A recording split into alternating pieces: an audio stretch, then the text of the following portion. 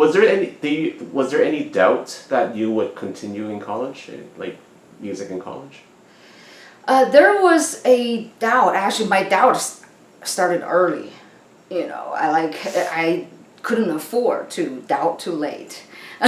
So at that competition level in China, right. And my doubt started when I was 13 and 14-ish. Was whether, because I tried twice to get into the conservatory performance department, and I both times failed. So I thought, okay, that's it. I'm just not supposed to be part of this, have this career. I'm just not talented enough. And but my professors, my dad really kind of gave up on me because he's like, you don't work hard enough, and I don't want, because it costs so much money. And then if you don't choose your career early enough in China, then you won't have anything. You won't advance in society. So at that time, at the age of 14, I felt, okay, I must make a decision for my own life, because my father, who's the strict one, now has given up on me and refused to take me to lessons, and he's lost hope.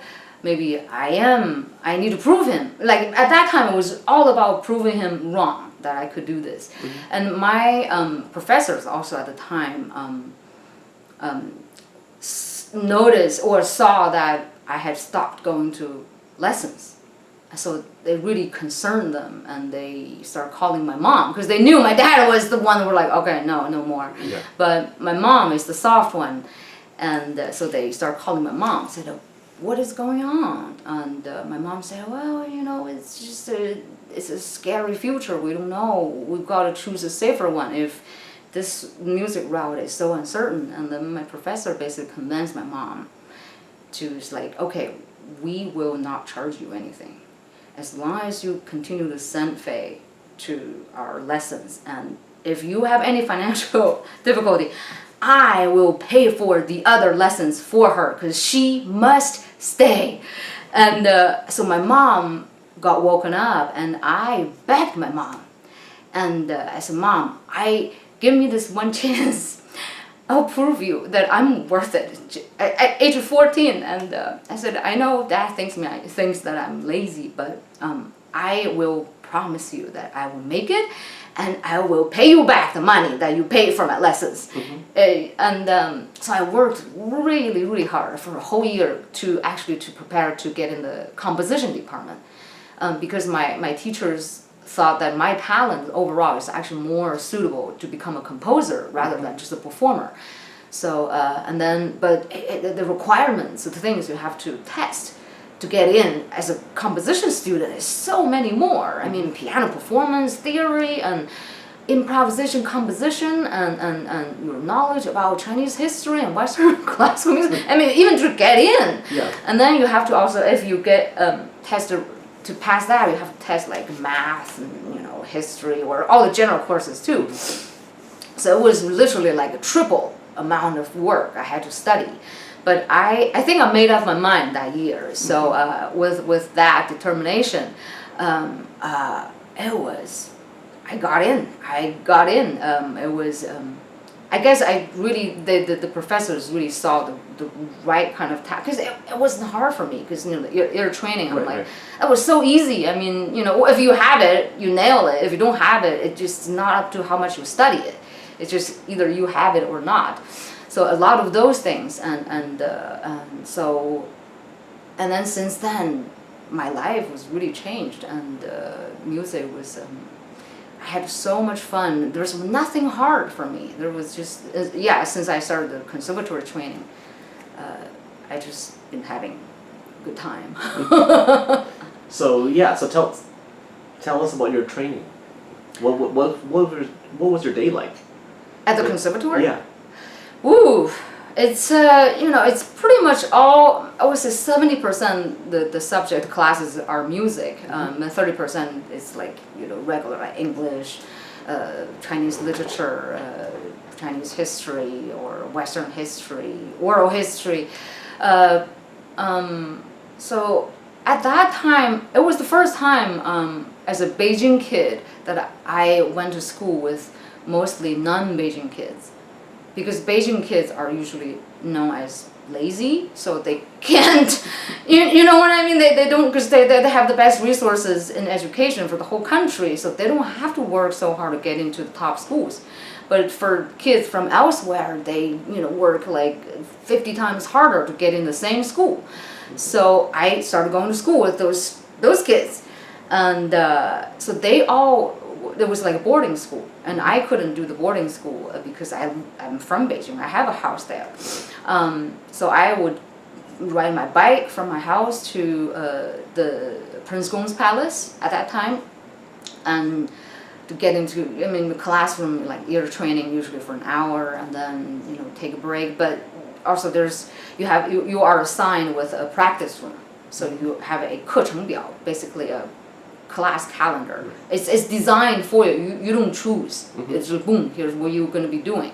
So I would go to the practice room building to when I'm assigned to practice. I would just go there. It's a shared.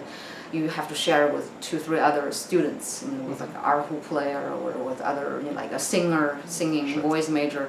So we have to arrange who gets what hour, and so that's you gotta figure all those things out. And so the practice room were like a semi-dorm. There's like a little bed or mattress and like a little, where a little microwave thing can make your ramen noodles, because some kids don't want to leave, don't want to lose the hours. Right. And they just eat lunch there and then just practice. It's just everyone worked their butts off. And that's because it's a very small school, very small. Like in my class, in the composition class, we had 13 kids from all over the country for 1 year. That's 13 kids get admitted to the top conservatory. And then the performance major had maybe 20 kids. The voice major had 15 kids. So the whole year, when we have like a joint class, there's like no more than 50 of us.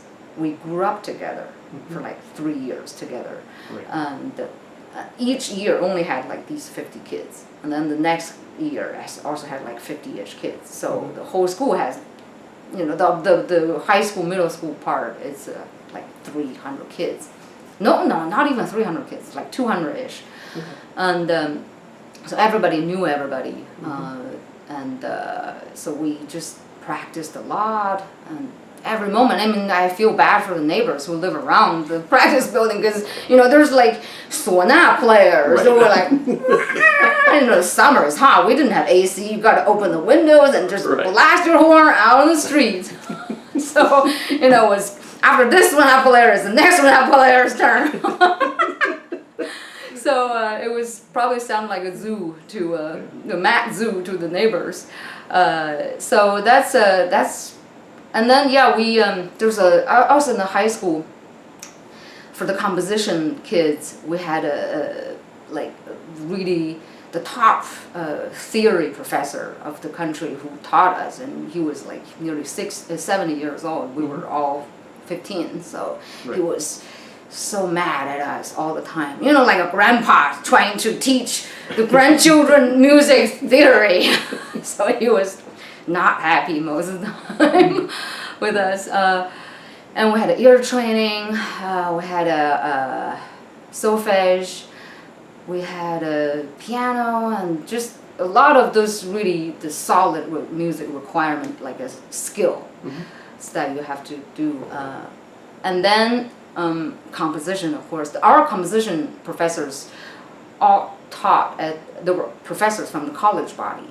So, and then the campus was at a different campus, so we had to ride our bike or take a bus to their own apartment to study, to take the private lessons. And then the third year, which is the senior year at high school, we had to submit 2 or 3 compositions, at least one piano solo and one voice piece that's with a piano accompaniment as your senior recital. And then that was the deciding recital that you'll be ranked, and which kids will get into the college, and which kids you have to redo the test with the rest of the country. Right. So luckily I got number 1. So sorry for backing you, but it was but it was just hard work. It's really a lot of hard work. Do a lot of theory. analysis and calculating, because music theory is just so much of it is just math and calculating. Right. What were the lessons like? Was there a clear progression that you went through, or in learning composition? Oh. I mean, have you done much composition before you started this, or? Yeah, I did a whole year of a private composition lesson with a professor before I got into high school, conservatory high school. So it was basically similar to that. It was from the beginning. You would write it like as short melodies, and then turn that into a longer melody, and or you'll be given 2 notes. How do you turn the 2 notes into a 5-minute thing? Like 5-minute solo piece on a piano or on a cello, or on a vocal, like a vocal piece. And then after that, gradually the professor will introduce writing for duo. Usually is for a voice and a piano, because all of us were pianists. So that's kind of, you must know how to write the piano accompaniment part. And then you should know you are also considered as a vocalist, because composition you need to sing as well, because all the solfege is singing, a lot of singing. And so that's where we start, from writing for solo piano and then piano with a voice, and then to string quartet. That was almost like a format, that if you know how to write these 3, almost everything else is like an expansion version of that. Yeah, like later on, if you want to write a symphony, then you should know how to read a piano score version of the orchestral version. So it's kind of and then you kind of branch out to write whatever you want, or just for choir. The most kind of common ensemble forms there are that you just pick one you want to write. And I became interested in, because I played guzheng, so I was like, I want to write for guzheng and for Chinese instruments as well, which was very rare, because at that time China was still experiencing, even now it's changing dramatically, to be honest. But back then, when I was a teenager, Chinese instruments were still not considered as the high class, or as high as the Western classical music.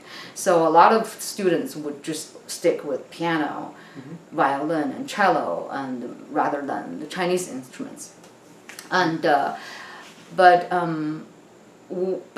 I just, it's just natural. I want to write what I can play. And so I started adding pipa and guzheng, and so it would just. And I think also when I was a student, China was just like changing rapidly, and then there's been China has started to have Western university students exchange program to come from like music school, and they were all interested in playing with Chinese music or Chinese instruments.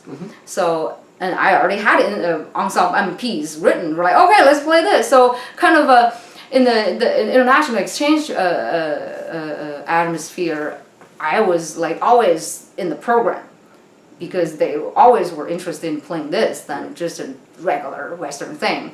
And then that. And they had the technique to play whatever you wrote, or. Yeah. Well, you mean the Western. The exchange students. Oh yeah, I think so.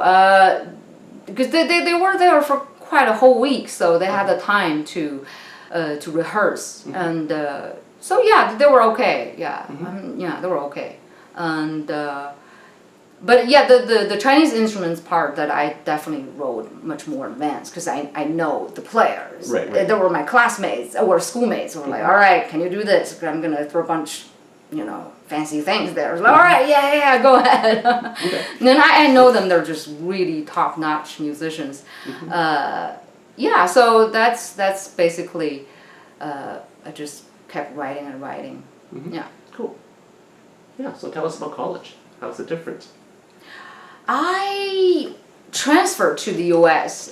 From China Conservatory. So I finished the first 3 years in China Conservatory I was junior year, and back then I had already been really curious about outside China, and also because the international exchange that naturally, and my English was really good. I was like the only student who could, I was the school translator. Even if it wasn't for music, a professor came over and I was the one to, you know, take the professor and the wife around to the summer palace, and so I got to practice English a lot.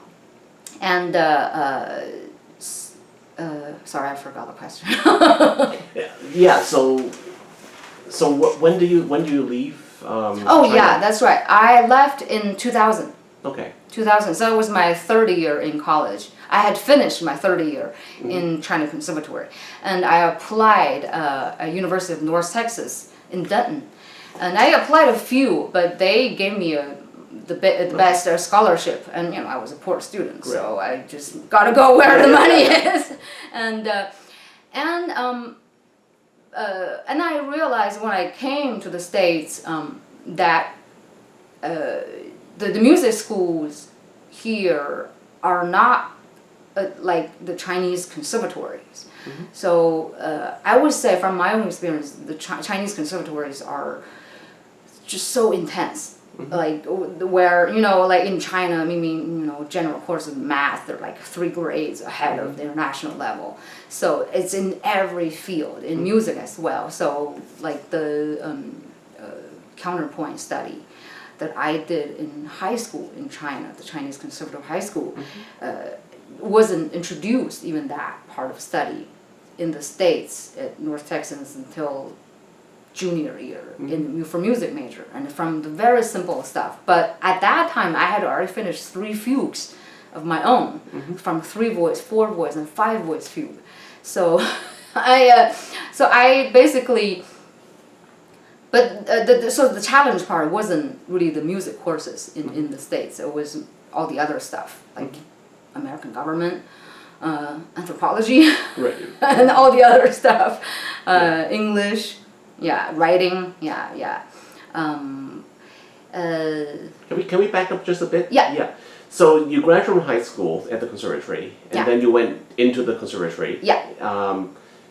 Was that pretty well the similar experience? Like, was that like a continuation of what you did in high school? Yes. Yeah. Yes. Okay. The same teachers. Right. It was just the same composition professors. Because the school, even some of the college body is very small. The whole school had like less than 600 people from middle school, high school to college. They're just all entirely combined was like less than 600 kids. Were there a lot of new people when were the people very different between high school and college? Half. Half were the same students I went to high school with, and then the other half came from elsewhere. Other conservatories, from like Shenyang Conservatory, Xinghai Conservatory, Tianjin Xi'an Conservatory. Because I guess also even the conservatory system, I mean, they're all as talented, but I guess Beijing always for cultural, the future jobs are the highest are always in Beijing, so all the kids try to get into the conservatory in Beijing, so for the future in their career. Okay.